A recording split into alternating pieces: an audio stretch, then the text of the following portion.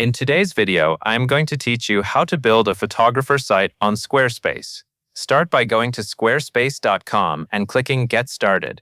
This will take you into the setup process where you can choose the type of website you want to build. Since this site is for photography, select photography from the list of categories. This helps Squarespace show you templates and layouts that are designed to highlight images well. Next, choose a template that fits the style you want for your photography brand. Look for something clean, visual, and easy to navigate. Once you find one you like, click Start with this theme to begin editing that design. After the template loads, go to the left sidebar and click Website or Pages, depending on the version you see. This is where you will manage the main structure of your site. To begin building out the navigation, click the plus icon next to Main Navigation. From there, add a portfolio page layout, an About page layout, and a Contact page layout.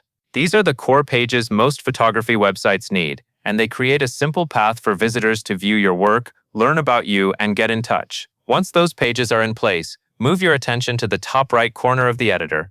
This area gives you access to your site design settings.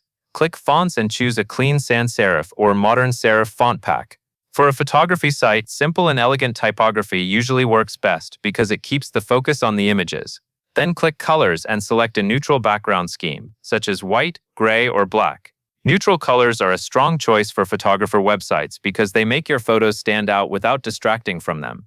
Next, click Edit on your active page layout so you can review how the page is presented. While editing, click the Mobile View icon in the top right toolbar.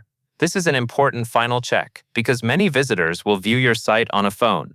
Make sure the layout feels clean and easy to browse on a smaller screen. When everything looks good, click Save in the top left corner. This stores your changes and gives you a solid starting point for your photographer website on Squarespace. That covers everything you need to know.